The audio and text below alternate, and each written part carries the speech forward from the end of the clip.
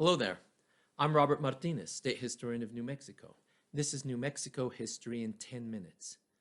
France had a revolution in 1789, and what happened was there was 10 years of instability and terror after the peasants had revolted against the church, the nobility, the monarchy, and then in 1799, Napoleon Bonaparte came to power and imposed a dictatorship on France.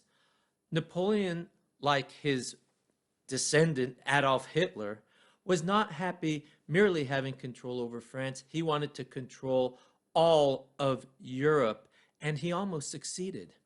Two things happened that were similar to what happened to Adolf Hitler in the 1930s and 1940s.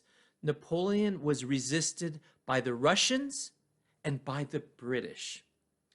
Now, Napoleon wanted to really knock the British out of the game. So what he did in the early 1800s, around 1803, he wanted to impose the continental system on England. And what he was going to do was strangle England economically. He told all the other European powers, don't you dare trade with England.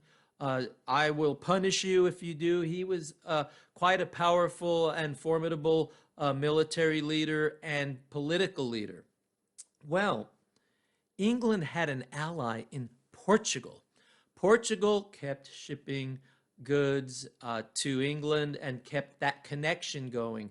So what happens is Napoleon invaded Spain in order to get to Portugal and defeat Portugal and stop Portugal from helping England. Well, something happened on the way to Portugal. The king of Spain was removed from the throne, and Napoleon put his brother Joseph on the throne in Spain, and the king of Spain was exiled to Cadiz, the southern city in Andalusia, Cadiz, Spain.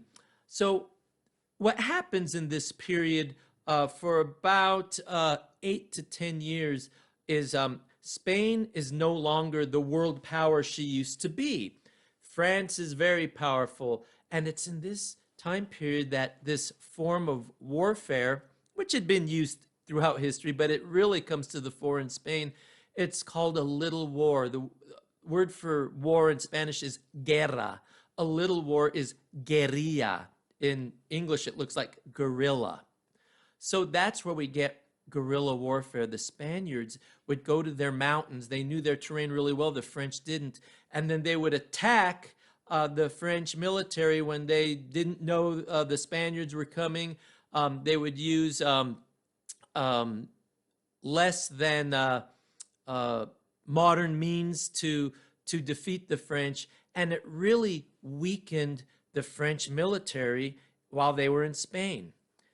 Well, something happens in Spanish law when the king is not on the throne, either by death, there's no succession or assassination. When this happens, all the outlying kingdoms, going back to the ancient fueros or laws of Spain, they have self-rule. They go into self-rule until the king is back on the throne.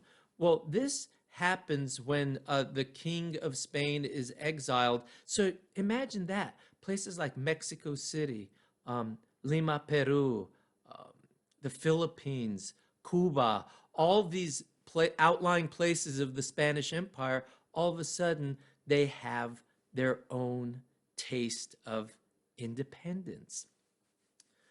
Well, around 1810, the king decides that he needs to know what's going on in his world empire. So he sends the word out throughout the empire that he wants representatives sent to a Spanish Cortes to report to him the state of his empire. And representatives from around the world, from Spain's world empire, would go to Cadiz to report to him.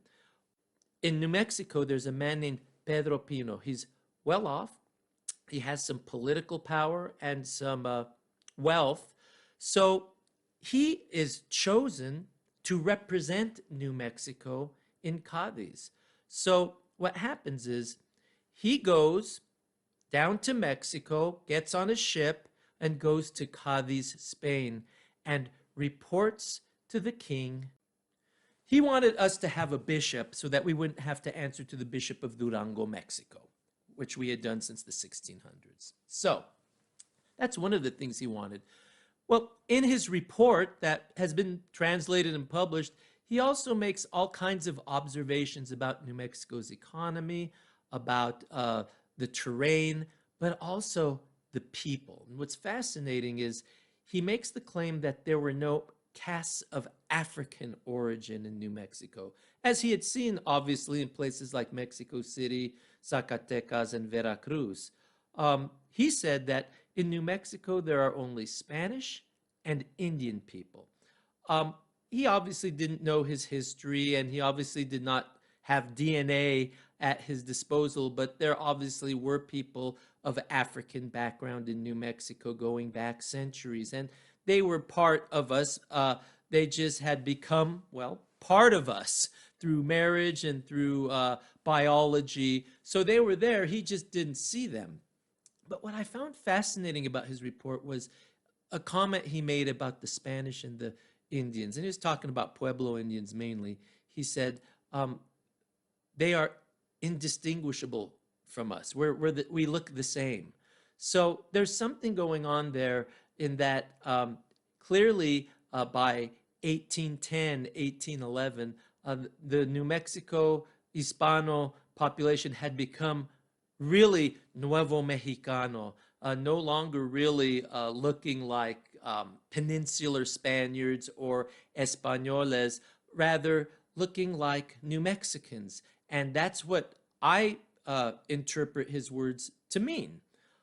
So this is Pedro Pino, and he is obviously looking back at New Mexico, but he's looking forward to. He wants New Mexico to move forward as a province of the Spanish Empire. And clearly, New Mexico was part of that system, that colonial system that would eventually create Mexico, and that New Mexico was part of and would still, again, become part of in about 11 years.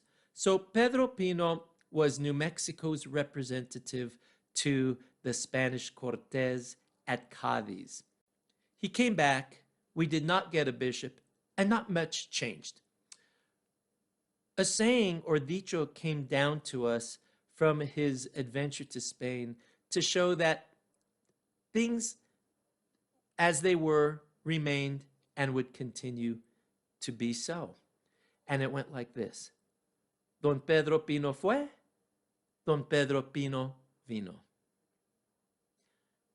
Pedro Pino went, Pedro Pino came back. And that's that.